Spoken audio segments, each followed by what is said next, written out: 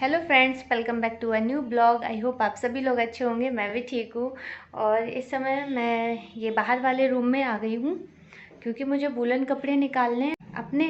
तो जो भी वूलन कपड़े हैं वो एक सीज़न के बाद समेट के रख दिए जाते हैं और फिर नेक्स्ट सीज़न फिर से निकाला जाता है और धूप दिखाई जाती है।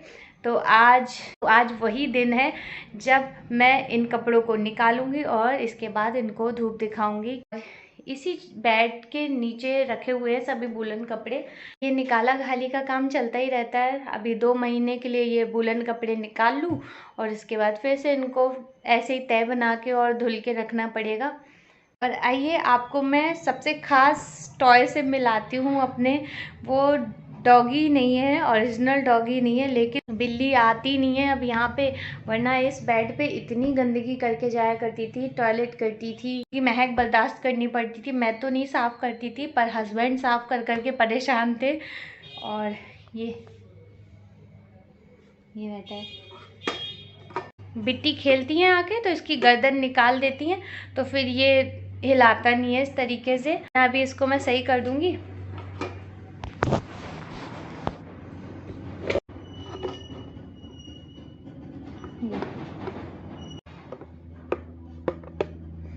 तो मैं यहाँ पे ना पंखा चला के छोड़ देती हूँ। तो बिल्ली सोचती है कि डॉगी बैठा हुआ है और वो डॉगी से बहुत ही डरती है, तो वो आती नहीं है यहाँ पे।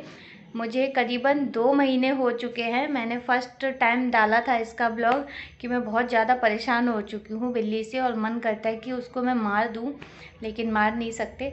तो मैंने यही एक थोड़ा सा सोचा था आइडिया, और ये आइडिया मेरा काम कर गया। मुझे बस ये ऐसे ही मेले में गई थी तो ये डॉगी मुझे दिखा था और इसी तरीके से कर रहा था। तब मैंने सोचा भी नहीं था, बस बिट्टी के खेलने के लिए लिया था। नहीं सोचा था कि ये मेरे इतने काम आ जाएगा। घर में डॉगी नहीं पाल सकते, हमारे घर में डॉगी नहीं पाला जाता है क्योंकि नहीं पसंद करते हैं। और अगर पाला भी जाएगा तो वो प्लॉट में उस हिसाब से रहेगा तो वो एडजस्ट नहीं कर पाते डॉगी भी। इसलिए हमारे घर में डॉगी फिर नहीं रहता है और उसकी केयर भी नहीं हो पाती है। दोनों लोग चले जाते हैं दुकान पे, फिर देखने वाला कोई नहीं होता है, इसलिए डॉगी नहीं पाले जाते हमारे यहाँ। पर मेरे इस टॉय वाले डॉगी ने पूरा काम किया मेरा, पूरी हेल्प कर रहा है मेरी और अभी भी कर ही रहा है। बिल्ली से मुझे बचाए हुए और बिल्ली की बदबूदार पॉटी से और सूसू से बचाए हुए है। बहुत मदद, थैंक यू। ये बैठा हुआ है। चलो निकालने कपड़े वूलन। मॉर्निंग का टाइम तो इतना इंगेज भरा होता है ना कि सुबह बस जागो और घर की क्लीनिंग में लग जाओ।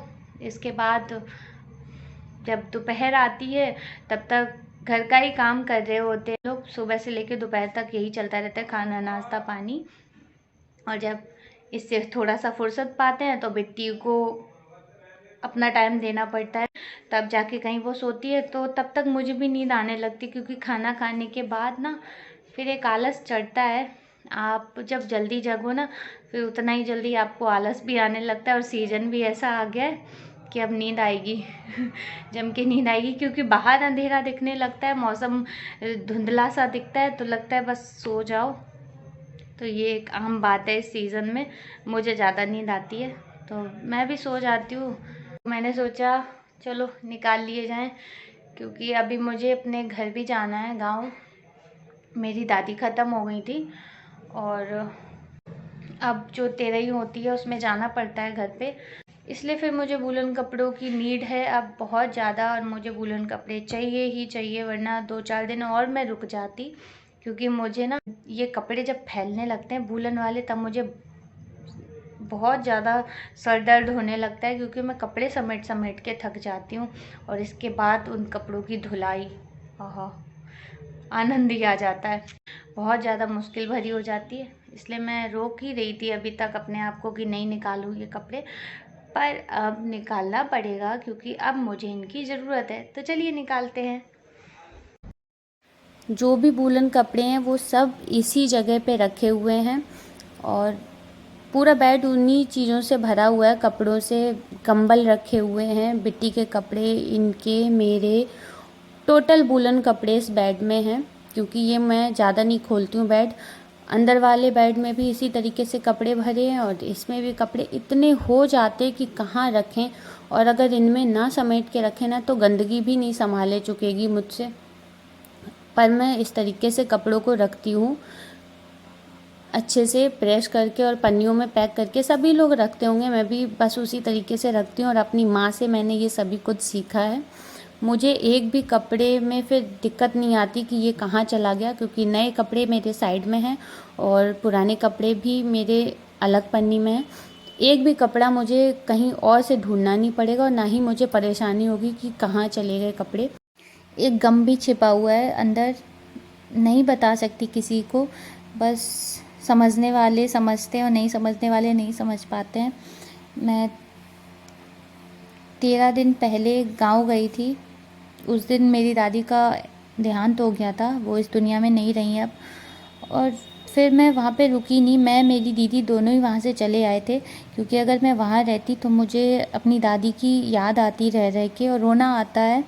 यहाँ भी आता है जब याद आ जाती है उनकी तो, पर यहाँ पे ऐसा है कि कुछ कामों में लगे रहते हैं तो भूले भी रहते हैं। पर गांव में भूलना मुमकिन नहीं था मेरा, और गांव जाया भी इसीलिए करते थे क्योंकि वहाँ पे दादी बाबा देखने को मिल जाते थे।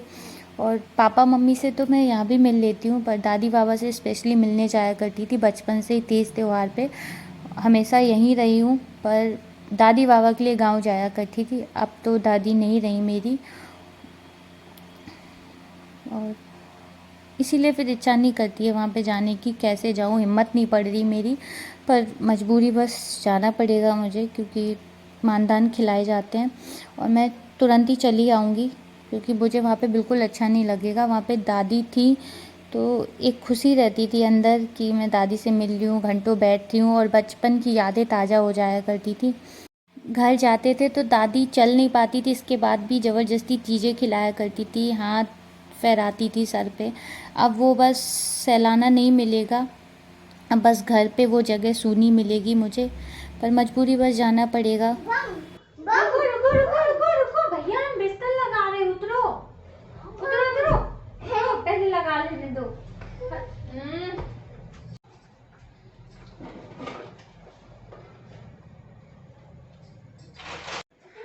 तो कपड़े तो मैंने कुछ निकाल लिए हैं वूलन, ज़्यादा नहीं, थोड़े बहुत निकाले हैं। और अभी कल इनको धूप दिखाऊंगी। बाद बाकी में स्मेल सही आ रही थी, तो जब पहनेंगे उसके 1-2 घंटे पहले ही थोड़ा धूप दिखा देंगे और पंखे की हवा में भी वो स्मेल हो जाएगी। मैंने देख लिया सभी कुछ चेक करके। और ये देखो खेलो खेलो, ये चढ़ नहीं पा रहे।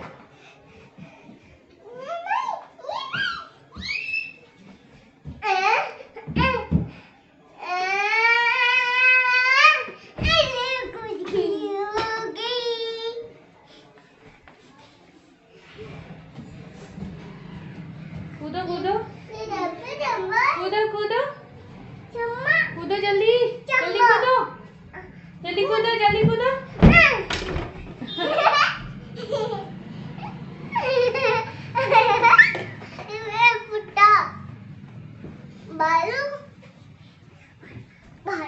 किसने बोला इसको भालू? ताई जी ने? किसने बोला? हमने। आप मत बोलो, ऐसे नहीं बोला। हम बोलेंगे भालू। भैया है, प्यारा भैया। चलो कूदो कूदो कूदो, जल्दी कूदो जल्दी कूदो जल्दी कूदो। 1 2 भैया कूदो। हटो दीदी हटो दीदी, भैया कूद रहा, कूदो कूदो कूदो। चलो अब ये लोग तो खेलेंगे और जो बेडशीट लगी है वो पूरी हटा देंगे, पर बच्चे तो ये करेंगे, ये नहीं करेंगे तो कौन करेगा, इसलिए इनको खेलने देते हैं और अब अपना दूसरा काम करते हैं चल के। चलिए मिलते हैं नेक्स्ट ब्लॉग। आज तो यही सारे काम कर रही हूँ क्योंकि मुझे अभी तैयारी करनी है, कल निकलना भी है। आज मुझे ये सभी वूलन कपड़े जो अभी पहनने हैं हाल फिलहाल, कल परसों में ज़रूरत पड़ेगी, वो निकाल लिए हैं मैंने। और मिलते हैं नेक्स्ट ब्लॉग में, तब तक के लिए टाटा बाय बाय।